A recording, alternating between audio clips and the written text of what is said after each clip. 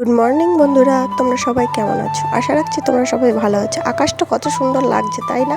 কদিন হলো আকাশটা দেখছি এরকম পরিষ্কার, মনে হচ্ছে শরতের আকাশ। এই বুঝি দুর্গা পুজো চলে এসেছে, মনটা কেমন পুজো পুজো করছে। আর আমার লিও দাঁড়িয়ে আছে দরজাটা, ওকে ও দাদা ছাদে রেখে দিয়ে গেছে। সকাল সকাল চলে এসেছিলো, কালকে রাতে বেরিয়ে গেছিলো, বাড়িতেই ছিল কিন্তু বেরিয়ে গেছিলো, ঘরে শোয়নি।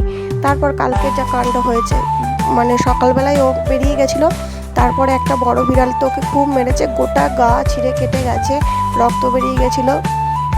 তারপর ও খুব মার খেয়েছে, 2-3 বার ওরকম মার খেয়েছে। বারবার আটকে রাখার চেষ্টা করেছিলাম, তাও পারিনি।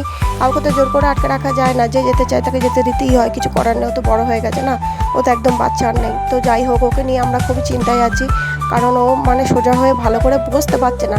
ওর একটা ট্যাডি আছে, ট্যাডির ওপর ও ঘুমায়, ও মনে করে ওইটা ওর মা, তা ওইটার ওপরেও ঘুমাতে পারছে না। একটা ট্যাডি কত নরম বলো তো, সেইটার ওপরেও ঘুমাতে পারছে না, ওর পায়ে এত ব্যথা। যাই হোক, ও আমার কাছে ছাদে আছে আর আমার সঙ্গে কথা বলছে। ও নিচে যাবে, ও খাবে, ওকে খেতে দেবো। যখন আমি এলাম তখনই ভাবলাম খেতে দিই, কিন্তু তখন ঘুমাচ্ছিল, তাই খেতে দিতে পারিনি। এবার নিচে গিয়েই ওকে আগে খেতে দেবো, কারণ ও আমার জীবন, ওকে নিয়েই সারাদিন আমি ব্যস্ত থাকি। আমাদের বাড়িতে সবার সঙ্গে সবার ঝগড়া হলেও ওর সঙ্গে কারোর ঝগড়া হয় না।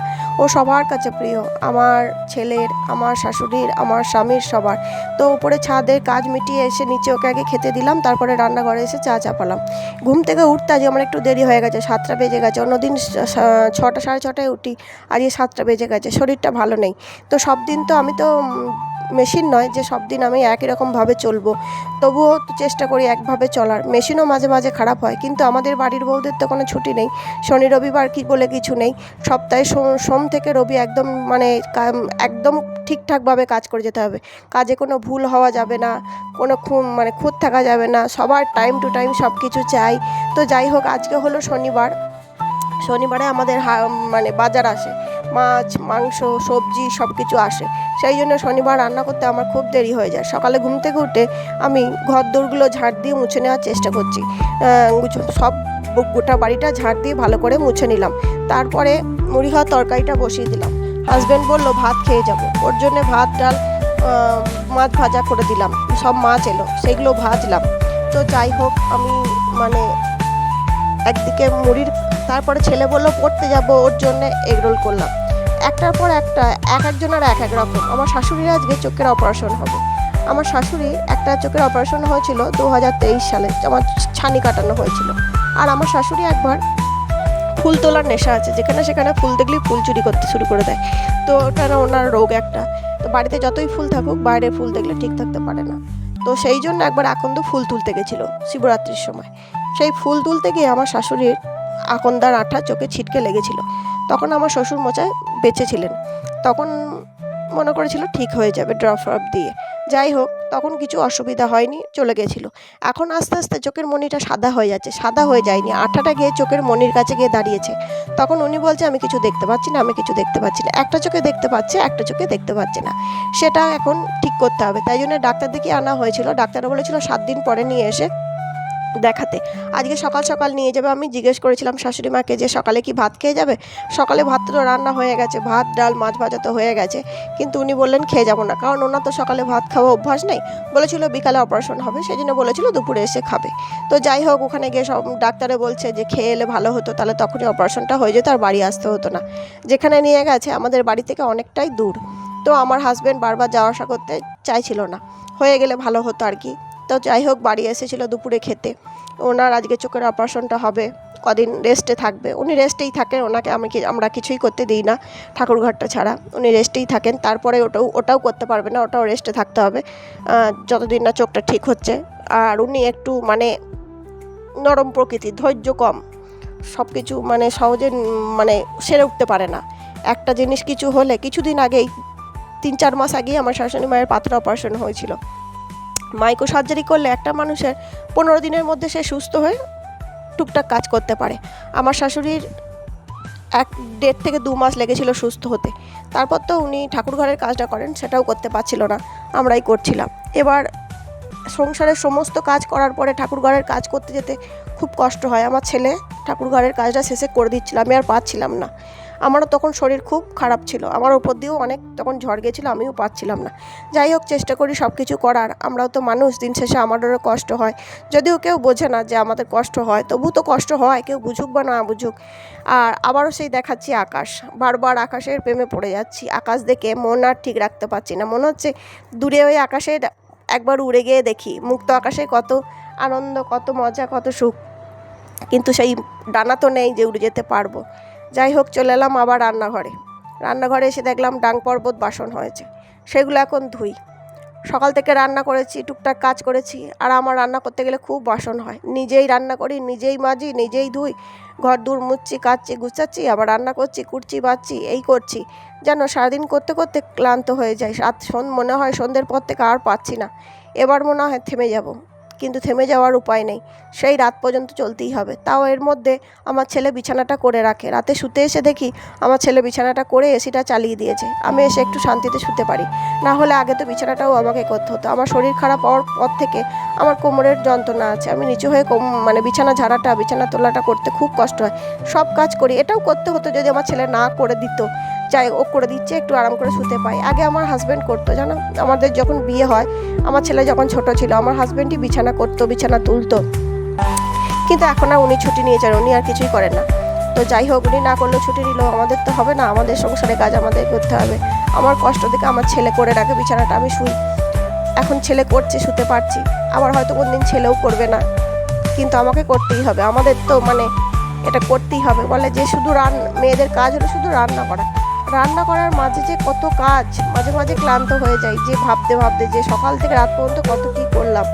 A to Z করতে একটা মানুষের কষ্ট হয়। কিন্তু যাদের বাড়িতে দুটো মহিলা আছে, কেউ হয়তো রান্না করে, কুটে বেটে দেয়, আবার কেউ হয়তো শুধু কুটে বেটে দেয়, একজন রান্না করে, দুবেলা দুজনা ভাগ করে করে, তাদের অতটা কষ্ট হয় না, কাজ ভাগ করে নিলে অতটা কষ্ট হয় না। কিন্তু যেহেতু আমাকে সকাল বিকাল দুপুর রাত সবটাই করতে হয়, তারপরে ঘর ধোয়া, ঘর মোছা, বাসন মাজা, জামা কাপড় তোলা, ঠিকঠাক জায়গায় রাখা, কি বলবো, তোমরা তো সব জানো মেয়েরা যে সংসারের কত কাজ, সবই যখন আমাকে করতে হয় না, খুবই কষ্ট হয়ে যায়। কিন্তু কষ্ট হলেও আমাদের তো সংসার করাই কাজ, যেহেতু আমরা বাইরের কোনো কাজ করি না, সেহেতু আমাদের কাজের কোনো মূল্য নেই। যে কাজ করে পয়সা পাওয়া যায় সেই কাজেরই শুধু মূল্য হয়, কিন্তু যে কাজ করে পয়সা পাওয়া যায় না সে কাজের কোনো মূল্য থাকে না। তুমি তাদের গোটা সংসারের জন্যে শেষ রক্তবিন্দু দিয়ে দিলেও তুমি কোনো দিন মূল্য পাবে না, এটাই সংসারের নিয়ম। আবার কিছু কিছু মানুষ আছে, এখনকার দিনে কিছু কিছু মানুষ আছে, বাড়ির বউকে কিছু করতেই দেয় না, কত যত্ন করে রাখে।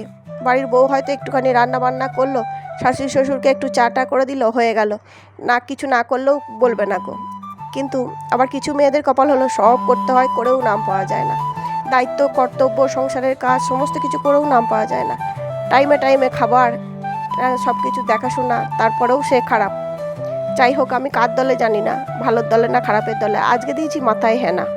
আমি হেনা করতাম আগে খুব, কিন্তু যেহেতু আমার ঠান্ডার ধাত, হেনা করা বন্ধ করে দিয়েছিলাম, মাথায় কালারই করতাম। আমার অল্প বয়সে, খুবই অল্প বয়সে চুল সাদা হয়ে গেছে। তো যাই হোক, আমার শরীরে অনেক প্রবলেম আছে, অনেক রকম সমস্যা আছে, তার জন্য অতিরিক্ত ওষুধ খাওয়ার জন্যে বা কিছু চিন্তা ভাবনা বা লিভারের প্রবলেমে, যাই হোক কী জন্যে চুল পাকে সেটা তো আমি বলতে পারবো না। তো চুল খুব তাড়াতাড়ি সাদা হয়ে গেছিলো, আমার মায়েরও খুব তাড়াতাড়ি চুল সাদা হয়ে গেছিলো। আমার দিদার কিন্তু এই প্রবলেম ছিল না, আমার মায়ের থেকেই আমি পেয়েছি। কিন্তু যখন আমি হেনা করছিলাম, আমার চুলটা খুব সুন্দর ছিল, বেশ সফট হয়েছিল। আর কিছুদিন যাবত আমি হেনা করা ছেড়ে দিয়েছিলাম, শুধুমাত্র কালারই করতাম প্রয়োজনে। তো আমি দেখলাম আমার চুলটা খুব রাফ হয়ে গেছে। তোমরা যারা হেনা করবো ভাবছো কিন্তু এখনও করো না, তারা করতে পারো। অনেকে হেনাটা করার সময় রাত্রেবেলা 1 কাপ জল দিয়ে ফুটিয়ে ওটাকে হাফ কাপ করে ওটার মধ্যে হেনাটা ভিজাতে হবে, আর লেবু কেটে একটা হোক দুটো হোক দিতে হবে, যেমন লেবু থাকবে, বেশি করে লেবু দেওয়াই ভালো। অনেকে ডিমও দেয়, আমি ডিম দিয়ে নিতে পারি না, আমার খুব গন্ধ লাগে, সেই জন্য আমি শুধু লেবু আর লিকার চা দিয়ে করে নিই, রাতে ভিজাই, পরের দিন সকালে নিই। তো তারপরে আমার চুলটা খুব ভালো হয়, খুব সুন্দর থাকে, খুশকিও চলে যায় লেবুর কারণে। তো হেনা করা ভালো, চুলের গ্রোথ হয়, চুল ভালো থাকে। যাদের চুল পাকা নয় তারাও করতে পারো। আমি কিন্তু হেনা করে অনেক উপকার পেয়েছি। কালার করলে চুল রাফ হয়ে যায়, চুল নষ্ট হয়ে যায়। আমি চুলে কালার করে একবার পার্লারেও দেখেছিলাম, 3000 টাকা নিয়েছিল, যেন চুলটা পুরো রাফ হয়ে গেছিলো, নষ্ট হয়ে গেছিলো। সেই চুলটা কত যে চুল উঠেছে, যারা স্ট্রেটনিং করে, কালার করে, তাদের চুলের 12টা বেজে যায়। কিন্তু অনেকে পছন্দ করে, সবাই যে এক ধরনের হবে তা তো নয়, অনেকে পছন্দ করে। আর আমি এখন কাটছি মুড়ি খাওয়ার তরকারি। হাজব্যান্ড বলেছিল সকালে মুড়ি খাবে না ভাত খাবে ঠিক করে বলেনি, আমরা কেউই মুড়ি খাবো, মানে সে না খেয়ে মুড়ি খাওয়ার তরকারি না করলেও চলে যাবে। আমার ছেলে খেয়েছিল এগরোল, আমি অনেক পরে সেই 11:30টার সময় খেয়েছিলাম মুড়ি। এদিকে আমি ম্যাগি করেও খেয়ে নিতে পারতাম, কিন্তু আমার হাজব্যান্ড বললো মুড়ি খাবে, সেই জন্য মুড়ি খাওয়ার তরকারি করলাম, কিন্তু মুড়ি খেলো না, খেলো ভাত। যাই হোক তরকারিটা করা হয়ে গেছিলো, ভাত খেয়ে গেল। যাই হোক খাওয়া নিয়ে কথা, যে যার মানে এক একজন এক এক রকম খেলাম। আজকে খেতে খেতে আমার বহু বেলা হয়ে গেছে, 11:30। সময়ের সঙ্গে তাল মিলিয়ে আমি চলতে পারিনি। যে সময়ের সঙ্গে তাল মিলিয়ে চলতে পারে না তাকে তো বেলা করে খেতেই হবে। আর যারা বেলা করে ঘুম থেকে ওঠে তারা তো খাবার দাবার স্কিপ করে দেয়, কিন্তু আমি বেলা করে ঘুম থেকে উঠিনি, তাও আমার আজকে দেরি হয়ে গেছে। যেহেতু আমি আধ ঘন্টা বা কোনোদিন 6টায় উঠি, কোনোদিন 6:30টায় উঠি, ওই যে 7টায় উঠেছি অনেক বড় অন্যায় করেছি, পাপ করেছি না, তো সেই জন্য আমার আজকে একটু কষ্ট হচ্ছে। যেহেতু আবার আজকে বাজার টাজার আসে, গুছিয়ে রাখার দিন, রান্নাবান্নার দিন, ছুটির দিন, সেই জন্য আমার একটু সমস্যা হয়েছে। ছেলে কি বলছে কথা বলছি, ছেলের সাথে আর হাসছি, মাথায় হেনা করে রেখেছি। আমি ভেবেছিলাম 1 ঘন্টা রাখবো, আমার হেনাটা কমপ্লিট হয়েছিল 10টা 10-এ, ভেবেছিলাম 11টা 10-এ ধুয়ে নেবো। সেই হেনা ধুলাম 11:30 থেকে 12টার সময়। তো বেশি কোনো কেমিক্যাল জাতীয় জিনিস কোনোটাই বেশিক্ষণ মাথায় রাখা ভালো নয়। তো কি করব, তাল মিলিয়ে পারছিলাম না।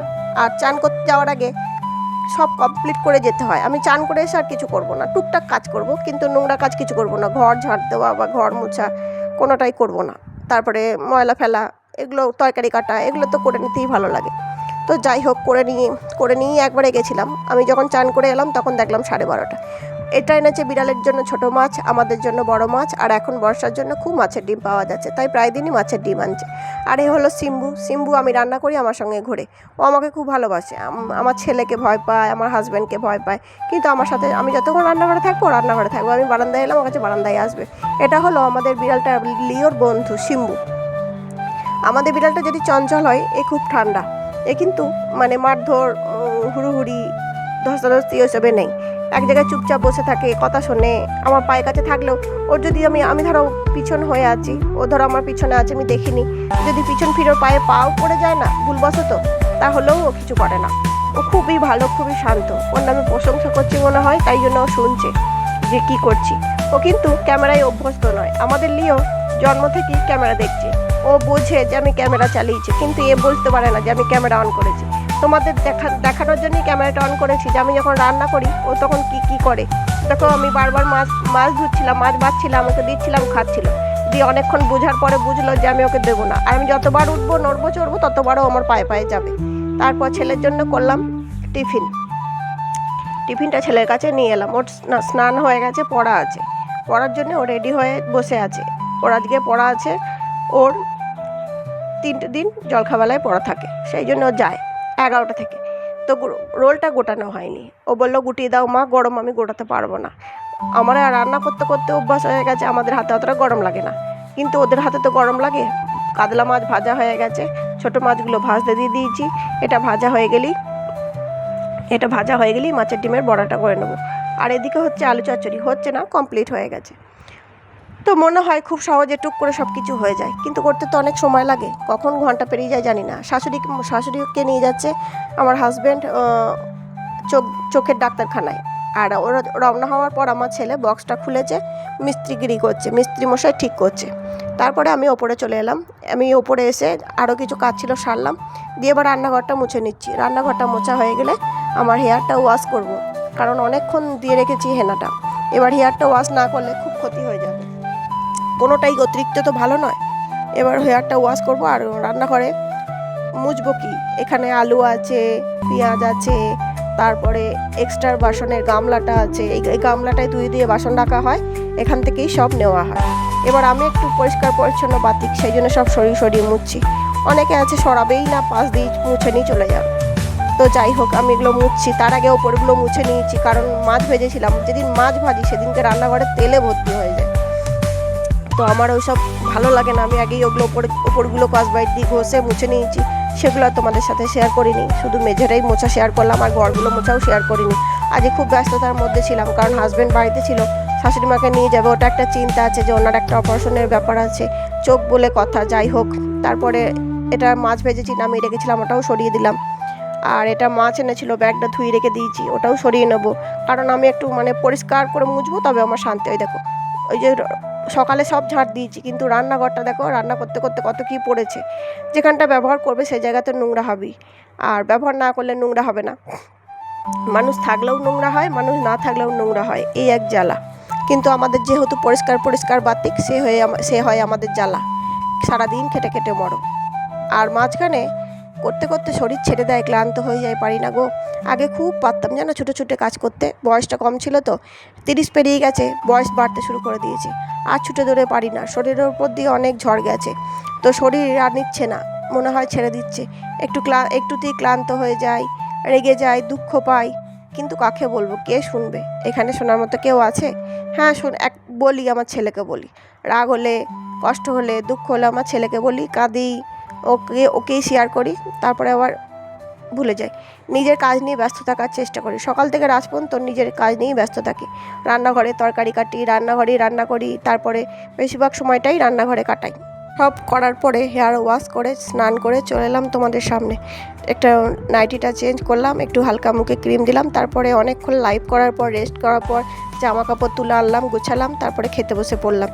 আজকে বেশি কিছু রান্না করিনি। আজকে করেছি মাছের ডিমের বড়া, মাছ ভাজা, আলু সেদ্ধ, পেঁয়াজ ভেজে মাখা, আর পেঁপে দিয়ে মুগের ডাল, এই রান্না করেছি। কোনো তরকারি করিনি। আজকে শরীরটা ভালো নেই, মনটাও ভালো নেই, তো যাই হোক টুকটাক করলাম। আর ছাদে এসে বিকালে বসেছি, একটু হালকা ব্ল্যাক কফি করে নিয়ে ছাদে এলাম। ছাদে সুন্দর প্রকৃতির মাঝে বসে বসে কফি খাচ্ছি, আর আমার লিও আর সিম্বা খেলছে, ওরা নিজেদের মতন খেলছে, ওদেরকে দেখছি, ওদেরকে দেখতে দেখতে আমাদেরও সময় কেটে যায়। আর প্রকৃতি দেখতে তো আরও ভালো লাগে। দেখো ওরা দুজনে খাচ্ছে, ও খাচ্ছে, ও খেয়েছে, আগে লিও খেয়েছে, তারপর সিম্বা খাচ্ছে, দুটো মাছ খেলো, তারপর ভাত খেলো, তারপর খেলছে।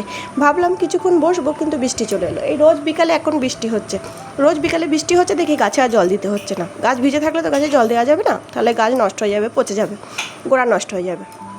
তারপর সন্ধেবেলায় নিয়ে চলে এলো এগরোলটা খাওয়া হয়নি, কদিন খাওয়া হয়নি, তাই এগরোল আনতে বলেছিলাম। এগরোলটা নিয়ে এলো, ছেলে আমার হাতে দিল, আমি বললাম খুলে দে, আমার হাতে মোবাইল ক্যামেরা ধরা আছে, আর খুলতে পারছি না। তো যাই হোক ছেলে খুলে দিল, আমি খেলাম। তারপর ছেলেও একটা নিয়ে খেলো। আমাদের 3 জনের জন্য এনেছিল, আমার একটা, আমার ছেলের একটা, আমার শাশুড়ি মায়ের একটা, 3 জনার। তো 3 জনা মিলে খাবো। আমার শাশুড়ি মায়ের যদি খেতে পারে খাবে, না খেতে পারে ছেলে খেয়ে নেবে।